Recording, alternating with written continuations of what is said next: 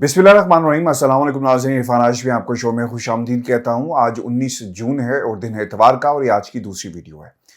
Viewers, Khan साहब ने आज एक खिताब के अंदर पाकिस्तान के ताकतवर हलकों को दोबारा पैगाम दिया है। DGISPR का नाम लेकर कहा कि साजिश थी, मुदाखलत थी, इसका फैसला कौन करेगा और फिर इस पर क्या तहकीकात होनी चाहिए। जब DGISPR ने खुद कहा कि जुडिशल कमीशन अगर बनाना है तो हमें इस पर इतराज़ नहीं है। क्या मुहर्रिकात हैं, क्यों बार बार ये बात कही जा रही है, इस पर तफसील से बात करेंगे। और अगर जुडिशल कमीशन बन भी जाए तो क्या वो इन्वेस्टिगेशन करने की सलाहियत रखते हैं और उसकी कानूनी हैसियत क्या होती है, खुसूसन उस वक्त जब मुल्क के अंदर श्रीलंकन क्रिकेट टीम के ऊपर एक जुडिशल कमीशन बनाया गया। इससे पहले भी मुतादिद जुडिशल कमीशन बन चुके। एक खबर ब्रॉडशीट का जो स्कैंडल था उसके ऊपर भी जुडिशल कमीशन शेख अहमद सईद की सरबराही में बनता है, उसका क्या हुआ।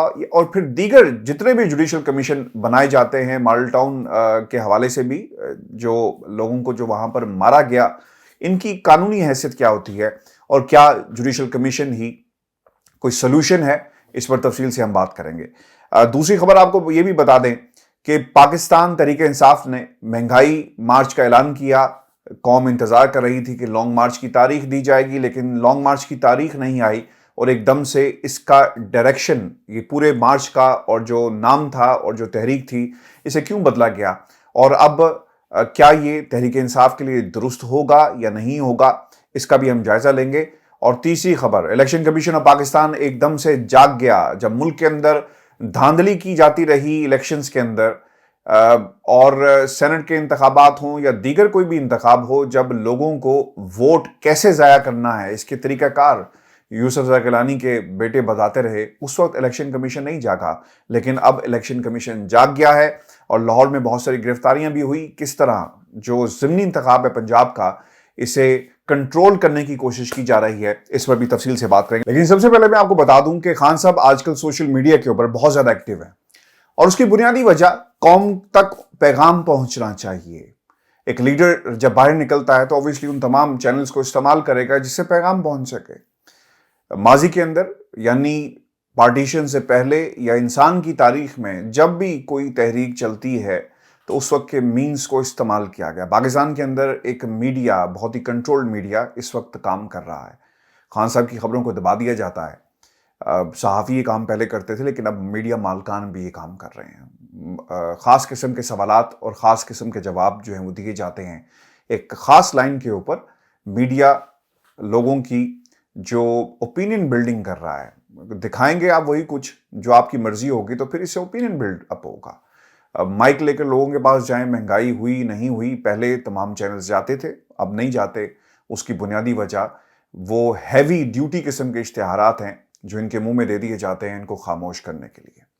खान साहब आजकल इंटरव्यूज इसलिए भी दे रहे हैं कि अगर पैगाम मेन स्ट्रीम मीडिया से नहीं जाएगा, क्योंकि खान साहब के पास तो या इनकी जमात के पास पैसे तो नहीं है कि वो लोगों को खिला सकें, और इश्तिहारात की मद में अरबों रुपए के इश्तिहारात जिस तरह हुकूमत वक्त ने दिए, और इमेज बिल्डिंग की करने के लिए, शहबाज शरीफ की इमेज बिल्डिंग करने के लिए, शहबाज शरीफ को की डेवलपमेंट करने के लिए, बतौर शहबाज स्पीड, और पाकिस्तान शहबाज स्पीड के हिसाब से तरक्की करेगा, ये बातें कहलवाने के लिए और ज़ुबान ज़द-ए-आम करने के लिए आप मीडिया को इस्तेमाल करते हैं। लेकिन PTI के पास शायद ये प्लेटफॉर्म अवेलेबल नहीं है सिवाय एक आधे चैनल के, इसलिए ये इंटरव्यूज का सिलसिला शुरू किया गया है। खान साहब ने अपने इस खिताब के अंदर कहा कि साजिश थी या मुदाखलत, बाकायदा इसकी इन्वेस्टिगेशन होनी चाहिए। अब व्यूअर्स, मसला ये है कि पिछले 3 माह के अंदर हमने पूरा एक बयानिया देखा पाकिस्तान तहरीक इंसाफ का। जो किरदार जिन्होंने बाकायदा इसके ऊपर इन्वेस्टिगेशन करनी थी वो खामोश रहे। आपको याद होगा कि खान साहब ने अपने आखिरी दिनों में इसका ऐलान भी किया कि हम जुडिशल कमीशन बना रहे हैं और किस तरह इंक्वायरी की जाएगी। ये अलग बात है कि जिस शख्सियत को नामजद किया गया उन्होंने माजरत कर ली, क्योंकि वो पाकिस्तान की फ़ौज के साथ मुंसलिक थे, और उन्होंने कहा कि मैं अपनी मसरूफियत की वजह से, और फिर दूसरी जो चीज़ कही कि अगर ये हुकूमत चली गई तो फिर ये इतना आसान नहीं होगा कि हम इसकी इन्वेस्टिगेशन जो है उसको जारी रख सकें। नई हुकूमत आएगी, नए TORs तय किए जाएंगे और फिर इसका असर उनकी साख पर भी पड़ेगा और उस इंक्वायरी कमीशन के ऊपर भी पड़ सकता है, जिसको पाकिस्तान तहरीक इंसाफ चाहती थी कि बनाया जाए और दूध का दूध पानी का पानी हो सके।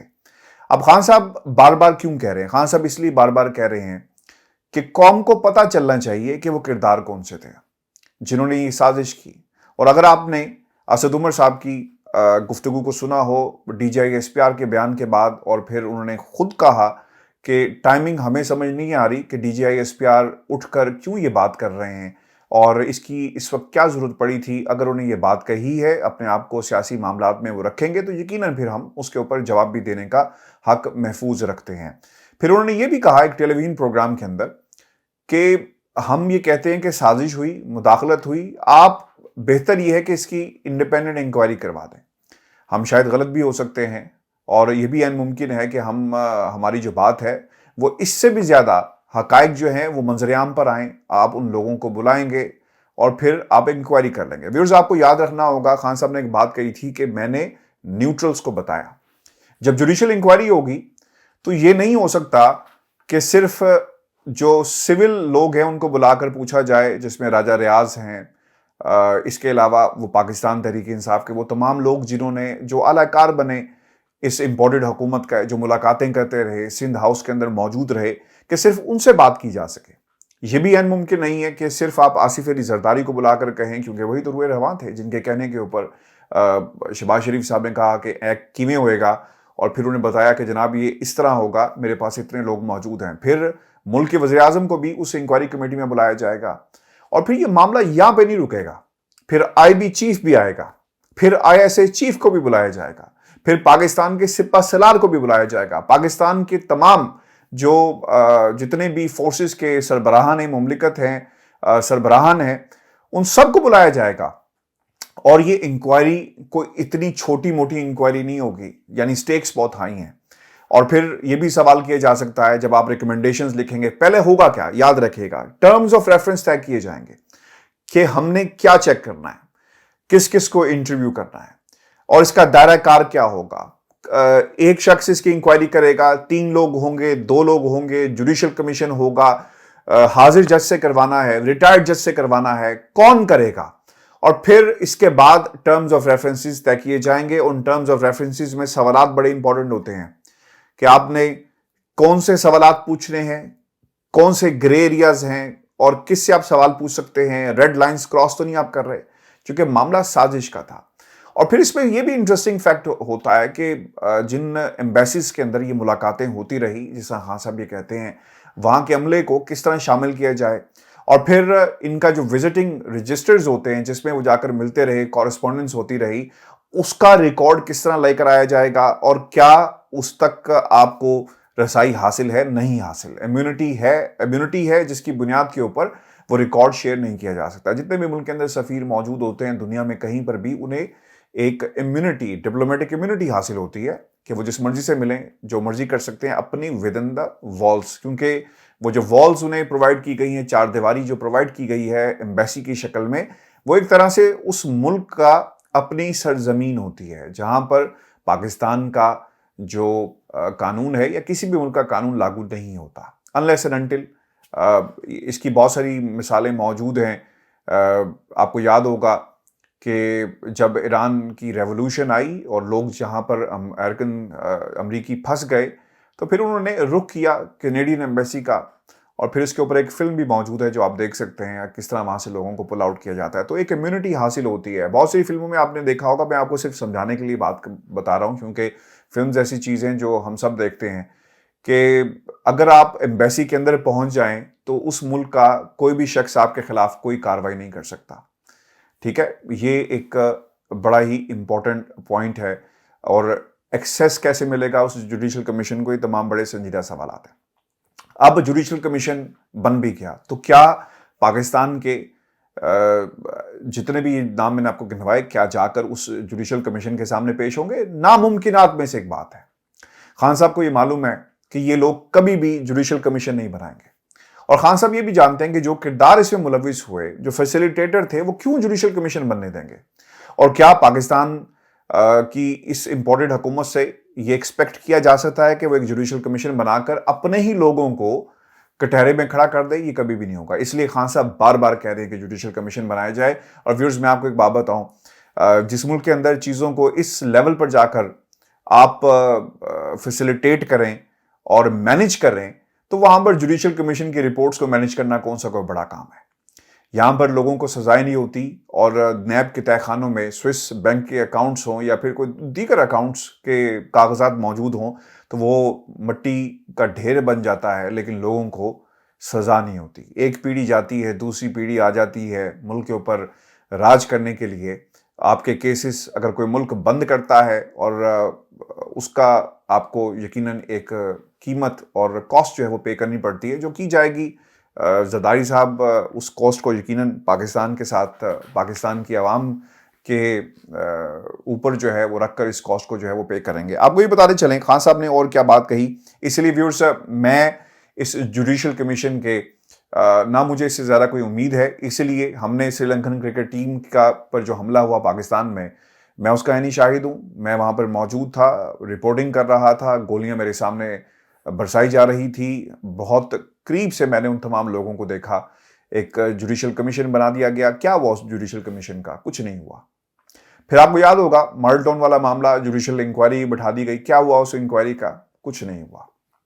پھر اب یہ براڈ شیٹ والے معاملے کے اوپر میں نے اس وقت بھی اپنے تحفظات کا اظہار کیا تھا، آج بھی کرتا ہوں کہ ٹرم آف ریفرنسز جس کے مطابق اس انکوائری کا جو ایک آپ نے دائرہ کار طے کرنا تھا، ایک اسفیئر آف انویسٹیگیشن طے کرنا تھا، مجھے وہ صحیح پہلے دن ہی سے نہیں لگا. اور یہ بات آج میں ریکارڈ کے اوپر کہہ رہا ہوں کہ ہم نے کعبے مساوی کے جو 4 انٹرویوز میں نے چلائے، اس کے علاوہ بھی 3 انٹرویوز ایسے تھے جس میں پاکستان کی ان طاقتوں کے نام لیے گئے جن کے بارے میں آپ زیادہ بات نہیں کر سکتے اور راوی کو خاموش رہنے کے لیے کہا جاتا ہے.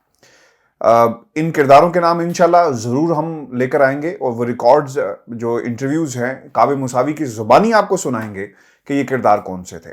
آپ نے کعبے مساوی کا کریکٹر دیکھا ہوگا کہ کس طرح اس نے 360 بھرپور ایک جو ہے وہ یو ٹرن لیا، لیکن اس کے باوجود وہ ایک سیاسی جماعت کے حوالے سے تھا.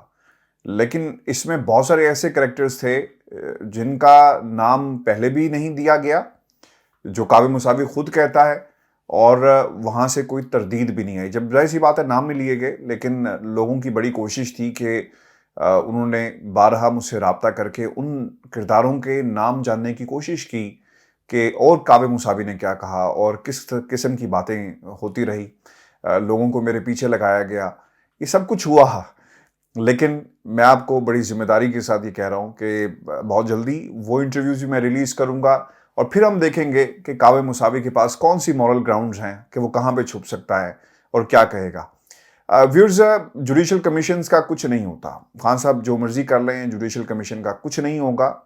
اور انہیں بھی معلوم ہے کہ انہوں نے کبھی بھی جوڈیشل کمیشن نہیں بنانا، اس لیے یہ بحث بالکل فضول ہے. اور آپ دیکھیں گے کہ نہ ہی جوڈیشل کمیشن بنے گا اور نہ ہی کوئی انکوائری کی جائے گی. اور D G I S P R کی طرف سے یہ کہہ دینا کہ جناب بالکل ٹھیک ہے، ہمیں کوئی اعتراض نہیں ہے، تو کیا واقعی انہوں نے کوئی ایسی بات پاکستان کی امپورٹڈ حکومت کے کسی فرد کو کہی ہے کہ ٹھیک ہے آپ جوڈیشل کمیشن بنا دیں؟ میرا نہیں خیال کہ ایسی کوئی بات کہی گئی ہے. اور یہاں پر سب چیزیں مینیج کی جاتی ہیں اور یہ پوری ہیرارکی میں نے آپ کے سامنے رکھی ہے کہ کس کس کو انوالو کیا جائے گا. یہ کوئی اتنا آسان کام نہیں ہے. آپ کو بھی بتاتے چلیں خان صاحب نے مزید جو گفتگو کی ہے اس میں مہنگائی کے حوالے سے وہ بات کر رہے ہیں. اور پھر انہوں نے ایک اور بڑی جو انٹرسٹنگ بات کی، وہ کہتے ہیں کہ میرے سامنے تحقیقات نہیں آئی، جو اس سازش میں ملوث ہیں وہ چاہتے ہیں کہ سائفر کو دبا دیا جائے. ان کی اپنی حکومت میں قومی سلامتی کمیٹی نے ہمارا موقف تسلیم کیا. بدقسمتی سے پاکستان کے بڑے اور نامور ڈاکوؤں کو ملک پر مسلط کر دیا گیا. نام میں ترامیم سے ایک ایک ڈاکو کو این آر او ملے گا اور ان کے کیسز کی تحقیقات کرنے والے لوگ باری باری مر رہے ہیں. کوئی ہارٹ اٹیک سے مر رہا ہے تو کوئی خودکشی کر رہا ہے. اور مشتاق چینی والا رہ گیا ہے، لگتا ہے کہ اس کا اگلا نمبر ہے. خان صاحب اس کو بچا لیں. اور سوشل میڈیا کے اوپر صارفین جو ہے یہ دہائیاں دے رہے ہیں. اچھا، اب یہ باتیں خان صاحب کی طرف سے کہی گئی. میں ایک تو ڈاکٹر رضوان کے بھائی نے کل مجھے لندن میں ہی وہ ہوتے ہیں اور ان کا 40واں تھا، اس کے اوپر بلایا. میں اپنی جو صحت ہے اس کی وجہ سے زیادہ ٹریول نہیں کرتا، باہر بالکل نہیں جاتا اور زیادہ تر وقت جو ہے وہ میں اپنے گھر میں گزارتا ہوں، اور اس وجہ سے میں نہیں جا سکا. تو انہوں نے میرے ساتھ بہت ساری ڈاکٹر رضوان کے لاسٹ ٹائم جو تھا اس کے حوالے سے باتیں ڈسکس کی ہیں. انشاءاللہ میں ان کی اجازت سے یہ تمام حقائق آپ کے سامنے رکھوں گا کہ ڈاکٹر رضوان جو ڈی جی ایف آئی اے وہ کس قسم کے انسان تھے اور انہوں نے کیا باتیں کہی. یہ بڑی ضروری ہیں ریکارڈ پر لانا، اور انشاءاللہ وہ ہم آپ کے ساتھ ضرور جو ہے وہ شیئر بھی کریں گے. اور یہ جو خدشات کا اظہار کیا جا رہا ہے خان صاحب کی طرف سے بالکل درست ہے، اور خدا نہ خواستہ اگر کچھ ہوا تو یقیناً ان کرداروں کو خاموش کروا دینا یا پھر جو کچھ بھی ہوتا ہے اس کے اوپر بھی کوئی جوڈیشل کمیشن یا کوئی انکوائری بننی چاہیے، کوئی ہونی چاہیے. پاکستان کی سپریم کورٹ نے تو یہ کہا، ریکارڈ اپنے پاس رکھ لیا، لیکن ان کرداروں کا جو میجر انویسٹیگیٹرز تھے اس کے اوپر بھی آپ کو باقاعدہ تحقیقات کروانی چاہیے. ویورز، آپ کو یہ بھی یاد رکھنا چاہیے کہ یہ بڑے ہائی پروفائل کیسز سے ڈیل کر رہے تھے. کراچی کی ایک عدالت نے عامر لیاقت کی اگر حوالے سے پوسٹ مارٹم کا اگر کہا ہے تو یقیناً اس کے حوالے سے بھی باقاعدہ تحقیقات ہونی چاہیے کہ وہ حالات کیا تھے، اور آخری وقت میں کون کون لوگ ان سے رابطے میں تھے ڈاکٹر رضوان سے. اور پھر جس طرح فیصل آباد میں ایک شخصیت کے حوالے سے کہا کہ انہوں نے خودکشی کر لی، یہ بھی پتہ لگانا بہت ہی ضروری ہے، اور اس کی انڈیپینڈنٹ انکوائری ہوگی تو یقیناً حقائق جو ہیں وہ سامنے آئیں گے. ویورز، آج پورے ملک کے اندر مہنگائی مارچ کا باقاعدہ اعلان کیا جا رہا ہے، اور میں نے شروع میں کہا تھا کہ خان صاحب نے تو لانگ مارچ کا کہا تھا، تو مہنگائی مارچ کہاں سے آ گیا. آپ کو یہ بات یاد رکھنی چاہیے کہ 3 لوگوں جن کی سفارشیں آئی اس لانگ مارچ کو کال آف کرنے کے لیے ڈیورنگ دا لانگ مارچ، جج، ایک بزنس مین تھے، اور پھر اس کے علاوہ ایک ریٹائرڈ جنرل تھے. انہوں نے کہا کہ حالات اچھے نہیں ہیں، ایک سازش تیار کی جا رہی ہے، لہٰذا ایک ٹریپ آپ کو کرنے کی کوشش کی جا رہی ہے، آپ آگے مت جائیں. تو اسے کال آف کر دیا گیا. اب خان صاحب نے پاکستان کی عدالتوں کی طرف دیکھ رہے ہیں، اور عدالتوں سے کب جواب آئے گا؟ لوگ مر جاتے ہیں تو یہاں پہ جواب نہیں آتا، لوگ بوڑھے ہو کر باہر نکلنے کے لیے تیار ہوتے ہیں تو پتہ چلتا ہے کہ جناب اس نے تو وہ گناہ کیا ہی نہیں، وہ جرم کیا ہی نہیں جس کی اس کو 25 برس جو ہے وہ سزا ملتی رہی. تو ہمیں عدالتوں سے کوئی زیادہ خیر کی توقع نہیں رکھنی چاہیے. لیکن سب سے انٹرسٹنگ بات یہ ہے کہ خان صاحب نے ابھی تک لانگ مارچ کی تاریخ نہیں دی، اور وہ یہ کہہ رہے ہیں کہ 10 جولائی سے پہلے میں بڑا اعلان کر سکتا ہوں لوگوں کو باہر نکلنے کے حوالے سے، میں کوئی نہ کوئی ڈائریکشن جو ہے وہ ایڈوائزری جاری کر سکتا ہوں. ویورز، مہنگائی مارچ اس لیے بھی اس کی کال دینا ضروری ہو گیا تھا کہ ملک کے اندر ڈالر 210 روپے پہ پہنچ گیا، پیٹرول 300 پہ جائے گا، آپ دیکھیے گا. اور اس کا سارا امپیکٹ جو ہے پاکستان کے عام آدمی پر پڑ رہا ہے، جہازوں والوں پر نہیں پڑ رہا، بڑی گاڑیوں والوں پر نہیں پڑ رہا، عام آدمی پر پڑ رہا ہے، موٹر سائیکل والے پہ پڑ رہا ہے. موٹر سائیکل والا سائیکل پر آ گیا، اور ہمارا تعلق اس قوم سے ہے کہ جس کی مانگ بڑھ جائے ہم وہ چیز مہنگی کر دیتے ہیں، تو شاید سائیکلوں کے ریٹ بھی پاکستان کے اندر بڑھ جائیں اس صورتحال کے اندر. تو خان صاحب کو ایک پلیٹ فارم مل گیا مہنگائی کے حوالے سے، اور ماضی کے اندر جو 2 نمبر قسم کے احتجاج ہوتے رہے، لانگ مارچ ہوتے رہے، اب ویسا نہیں ہے. عوام نکلنا چاہیے، عوام کو خان صاحب کے ساتھ نکلنا چاہیے. یہ کوئی سیاسی مارچ نہیں ہوگا بلکہ اپنے حق کے لیے مارچ ہوگا، اپنے حق کے لیے احتجاج ہوگا، جو یقیناً اگر اس پلیٹ فارم کو پراپرلی یوٹیلائز کیا گیا تو اس کے نتائج ضرور ملیں گے، کیونکہ اس میں عام آدمی انوالو ہے، پاکستان کا مزدور انوالو ہے، پاکستان کا کسان انوالو ہے. اور ان حالات کے اندر جب مہنگائی ہوگی، اوپر سے آپ کی اکانومی فلرش نہ کر رہی ہو، ملک میں بے روزگاری بڑھ رہی ہو، تو پھر یقیناً ایسے حکمران کو گھر چلے ہی جانا چاہیے.